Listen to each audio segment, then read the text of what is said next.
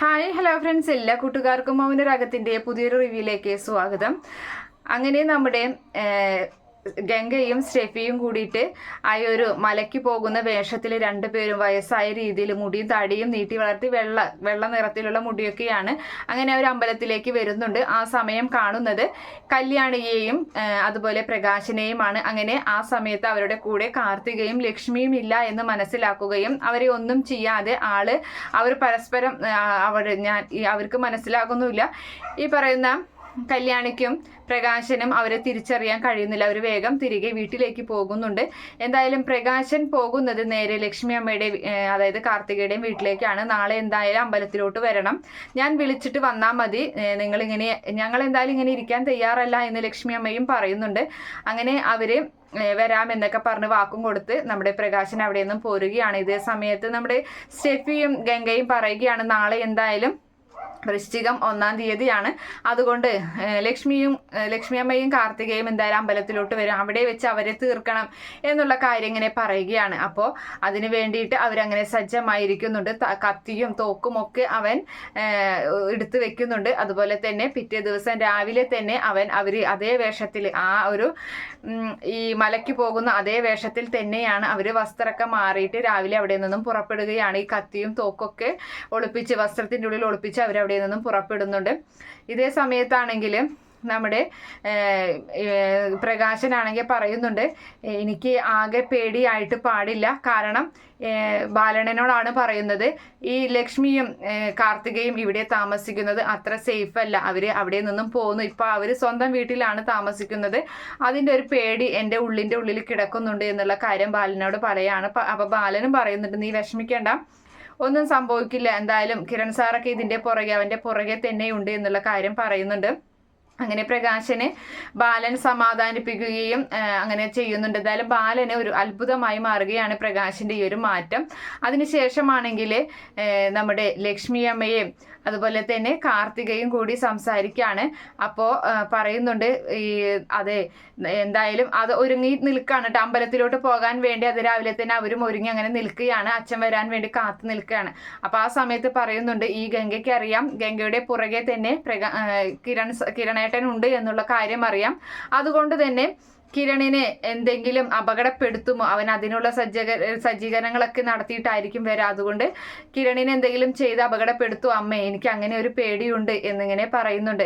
അപ്പോൾ ലക്ഷ്മി അമ്മയും പറയാണ്, അത് എനിക്കുമുണ്ട് മോളെ, പക്ഷേ എന്തായാലും കിരണിനെ നേരിട്ട് വന്നു കഴിഞ്ഞാൽ അവനൊരിക്കലും തകർക്കാൻ സാധിക്കില്ല, അവൻ്റെ മുന്നിൽ ഗംഗ മുട്ടുകുത്തേണ്ടി വരും. പക്ഷേ ഒളിയമ്പുകളാണല്ലോ അവൻ്റെ ലക്ഷ്യം, അവൻ അങ്ങനെയാണല്ലോ ചെയ്യുക, അങ്ങനെ വരുമ്പോൾ മാത്രമാണ് പ്രശ്നങ്ങൾ ഉണ്ടാവുക എന്ന് പറയുന്നുണ്ട്. അങ്ങനെ അതിനുശേഷമാണെങ്കിൽ അവർ ഒരുങ്ങി നിൽക്കണം. പ്രകാശൻ അവിടേക്ക് വരുന്നത്, വാ നമുക്ക് പോയാലോ എന്ന് പറയാണ്. ശരി അച്ഛ എന്നും പറഞ്ഞ് വാതിലൊക്കെ അടച്ച് അവർ അച്ഛൻ്റെ കൂടെ പോകുന്നുണ്ട്. എന്തായാലും കല്യാണിയും ഉണ്ട് കൂടെ. അങ്ങനെ എല്ലാവരും ചേർന്ന് അമ്പലത്തിലേക്ക് എത്തുകയാണ്. ഇതേ സമയത്താണെങ്കിൽ ഗംഗയും സ്റ്റെഫിയും അമ്പലത്തിലേക്ക് വരുന്നുണ്ട്. അതുപോലെ തന്നെ ഇവരുടെ പുറകെയായിട്ട് നമ്മുടെ കിരണും അതുപോലെ ബൈജുവും രതീഷും കൂടെയുണ്ട്. അങ്ങനെ ബൈജു അവരിങ്ങനെ അമ്പലത്തിന്റെ പുറത്താണ് കേട്ടോ കാത്തു നിൽക്കുന്നത്. ഇവർക്ക് എന്തെങ്കിലും പ്രൊട്ടക്ഷൻ ആയിട്ട് അവരിങ്ങനെ പുറത്ത് കാത്തു നിൽക്കുകയാണ്. അപ്പോൾ ബൈജു പറയുന്നുണ്ട്, നമ്മൾ ഇവിടെ നിന്നിട്ട് കാര്യമില്ല, കാരണം അവര് വേഷം മാറിയിട്ടാണ് അന്ന് നമ്മുടെ വീട്ടിലേക്ക് അന്ന് വന്നത്, അവര് പഴനിയിൽ പോകാൻ വേണ്ടിയിട്ട്. അതുകൊണ്ട് തന്നെ ഇവിടെയും ഇനിയിപ്പോൾ അവർ വേഷം മാറിയിട്ട് എങ്ങാനും വന്നിട്ടുണ്ടെങ്കിൽ നമുക്കൊന്ന് അകത്തേക്ക് പോയാലോ, ചെന്ന് നോക്കിയാലോ, അമ്പലത്തിൻ്റെ ഉള്ളിലോട്ട് ഒന്ന് ചെന്ന് നോക്കിയാലോ എന്നിങ്ങനെ പറയുമ്പോൾ കിരണിനും അതൊരു സംശയമായിട്ട് അത് നല്ലതാണ് എന്ന് തോന്നുന്നുണ്ട്. അങ്ങനെ കിരണും അതുപോലെ തന്നെ നമ്മുടെ ബൈജുവും രതീഷും കൂടിയിട്ട് അമ്പലത്തിലേക്ക് കടക്കുകയാണ്. ആ സമയത്താണെങ്കിൽ കല്യാണിയും കാർത്തികയും ലക്ഷ്മി അമ്മയും കൂടി ഇങ്ങനെ നടന്നു പോകുന്നുണ്ട്. അപ്പോൾ പുറകിലൂടെ ഗംഗയും സ്റ്റെഫിയും കൂടി വരികയാണ്. ഗംഗ അവൻ ജുബ്ബയാണ് ഇട്ടിട്ടുള്ളത്, ആ ജുബ്ബയുടെ ഉള്ളിൽ ഒരു തോക്ക് ഒളിപ്പിച്ചിട്ടുണ്ടായിരുന്നു. ആ തോക്ക് എടുത്തിട്ട് നേരെ ആദ്യം തന്നെ ചൂണ്ടുന്നത് കാർത്തികയുടെ തലയ്ക്കാണെങ്കിൽ പിന്നീട് അത് നേരെ ലക്ഷ്മി അമ്മയുടെ തലയ്ക്ക് ഇങ്ങനെ ചൂണ്ടുകയാണ്. ലക്ഷ്മി അമ്മയെ തീർത്തതിന് ശേഷം കാർത്തികയെയും വെടിവെച്ച് അവിടെ നിന്നും രക്ഷപ്പെടാനാണ് ഗംഗയും സ്റ്റെഫിയും തീരുമാനിച്ചിട്ടുള്ളത്. എന്തായാലും നേരെ തോക്ക് ചൂണ്ടിപ്പിടിക്കുന്ന ആ തോക്ക് കാലുകൊണ്ട് തട്ടിത്തെറിപ്പിക്കുകയാണ് നമ്മുടെ കിരൺ ചെയ്യുന്നത്. അതൊട്ടും ഈ ഗംഗ പ്രതീക്ഷിച്ചില്ല തന്നെ. അങ്ങനെ അതിനുശേഷം അവരെ ആകെ അന്തം വിട്ട് നിൽക്കുകയാണ് നമ്മുടെ ഗംഗയും സ്റ്റെഫിയും. അതുപോലെ തന്നെ കല്യാണിയും കാർത്തികയും ഇത് കാണുന്നുണ്ട്. അതുപോലെ തന്നെ നമ്മുടെ കിരൺ ആണെങ്കിൽ ഗംഗയുടെ താടിയും മുടിയും പിടിച്ച് വലിച്ചൂരുകയാണ്. അപ്പം മനസ്സിലാകുന്നുണ്ട് അത് ഗംഗയാണെന്ന് സത്യം എല്ലാവരും തിരിച്ചറിയുകയാണ്. അപ്പം കൂടെയുള്ളത് സ്റ്റെഫി ആണെന്നറിയാം. കല്യാണിയും കാർത്തികയും വേഗം ചെന്ന് സ്റ്റെഫിയെയും പിടികൂടുകയാണ്.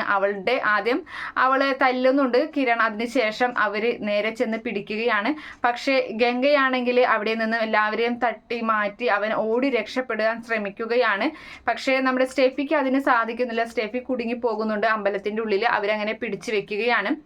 പുറകെയായിട്ട് ഗംഗയുടെ പുറകെയായിട്ട് കിരണും ഓടുകയാണ്. അങ്ങനെ ഓടി ഓടി ഓടി കുറേ ദൂരം വെച്ച് ഓടുകയാണ്. അവൻ രക്ഷപ്പെടാൻ ശ്രമിക്കുന്നതിനിടയിൽ ഒരു കാട് പോലൊരു സ്ഥലം, അപ്പോൾ ഒരു വള്ളിയൊക്കെ ഉണ്ട്, മരത്തിൻ്റെ വള്ളി. ആ വള്ളിയിൽ ഇങ്ങനെ ഞാണ്ടിട്ട് നേരെ കിരൺ നമ്മുടെ ഗംഗയുടെ പുറത്ത് ചവിട്ടി വീഴ്ത്തുകയാണ്. അതിനുശേഷം ഗംഗയെ കിടത്തിയിട്ട് നല്ല ഇടിയിടിക്കുകയും അതുപോലെ തന്നെ അവൻ്റെ 2 കൈകളും പുറകിലോട്ട് വലിച്ചു കെട്ടുകയും എല്ലുകൾ പൊട്ടിക്കുകയും ചെയ്യുന്നുണ്ട്. അപ്പോൾ വേദന സഹിക്കാൻ പറ്റാതെ ഗംഗ ഓളിയെടുക്കുകയാണ് ചെയ്യുന്നത്. അതിനുശേഷം നല്ല അടിയടിച്ച് അവനെ നല്ലത് കൊടുത്തതിന് ശേഷം അവനെ അവിടെ നിന്നും കെട്ടി വലിച്ചു കൊണ്ട് നേരെ കല്യാണിയുടെയും പ്രകാശിൻ്റെയൊക്കെ മുന്നിൽ തന്നെയാണ് കൊണ്ടു നിർത്തുന്നത്. അപ്പോഴേക്കും അവിടെ സ്റ്റെഫിയും ഉണ്ടായിരിക്കും. അങ്ങനെ 2 പേരെയും കെട്ടിയിട്ട രീതിയിൽ നിർത്തുകയാണ്. എന്നിട്ട് കല്യാണിയോട് കിരൺ പറയുന്നുണ്ട്, കല്യാണി, നിന്റെ അമ്മയെയാണ് നിന്റെ ജീവന്റെ ജീവനായ, നിനക്ക് ദൈവത്തിനേക്കാളും പ്രാധാന്യം നീ നൽകിയിരുന്ന നിന്റെ അമ്മയെയാണ് ഇവർ ഇല്ലാതാക്കിയത്. നിനക്ക് എന്താ ചെയ്യാൻ പറ്റുന്ന വെച്ചാൽ നീ ചെയ്തോ എന്ന് പറയുന്നുണ്ട്. അങ്ങനെ ഏറ്റവും കൂടുതൽ സ്നേഹിച്ചിരുന്ന അമ്മയെ ഇല്ലാതാക്കി അവരെ നമ്മുടെ കല്യാണി തലങ്ങും വിലങ്ങും തല്ലുകയാണ്. എന്നിട്ട് അതും നല്ല തഴമ്പുള്ള കൈയാണല്ലോ നമ്മുടെ കല്യാണിയുടെ. അതുകൊണ്ട് തന്നെ സഹിക്കാൻ പറ്റാതെ അവർ വിട്ട് കരഞ്ഞു പോവുകയും ചെയ്യുന്നുണ്ട്. പ്രകാശനുമാണെങ്കിലും അങ്ങനെ തന്നെയാണ് ചെയ്യുന്നത്. നല്ല അടിയടിക്കുന്നുണ്ട്. അങ്ങനെ മാറി മാറി രതീഷും എല്ലാവർക്കും നല്ല ദേഷ്യമുണ്ട് ഇവരോട്. അത്ര അധികം ക്രൂരതയാണ് ഇവരോട് ചെയ്തുകൊണ്ടിരിക്കുന്നത്. ലക്ഷ്മി അമ്മയും അതുപോലെ ബൈജുവും കാർത്തികയും ഇവർക്കൊന്നും ചെയ്യാൻ പറ്റുന്നില്ല. എല്ലാവരും മാറി മാറി അടിക്കുന്നുണ്ട്. എന്തായാലും കിരൺ ചന്ദ്രസേനനെ വിളിച്ച് വിവരം പറയുകയാണ്. അച്ഛാ ഇവരെ പിടികൂടിയിട്ടുണ്ട് എന്ന കാര്യം അറിയിക്കുമ്പോൾ അവരും എത്തുകയാണ്. ചന്ദ്രൻ, അതായത് കിരണിന്റെ അച്ഛനും കൂടി അവിടെ എത്തുന്നുണ്ട്.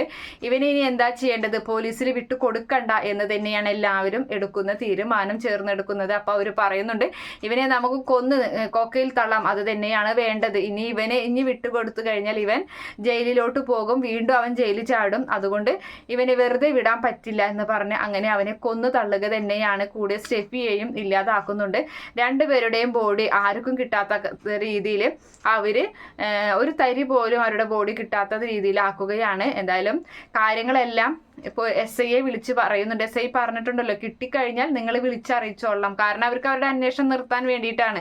പിന്നെ ആൾക്കാരെ ബോധിപ്പിക്കാൻ വേണ്ടിയിട്ട് വെറുതെ ഒരു അന്വേഷണം എന്ന് പറയുന്നു, അങ്ങനെ തുടരാലോ, അതിന് വേണ്ടിയിട്ടാണ്. അപ്പോൾ എന്തായാലും SIയെ വിളിച്ച് വിവരം പറയും. SI പറയുന്നുണ്ട്, നന്നായുള്ള, എന്തായാലും അതിലൊരു കുഴപ്പവുമില്ല, ഞങ്ങൾ തിരയുന്ന പോലെയൊക്കെ ഞങ്ങൾ അഭിനയിച്ച് ഞങ്ങൾ അങ്ങനെ മുന്നോട്ട് പൊക്കോളാം എന്ന് പറയുകയാണ്.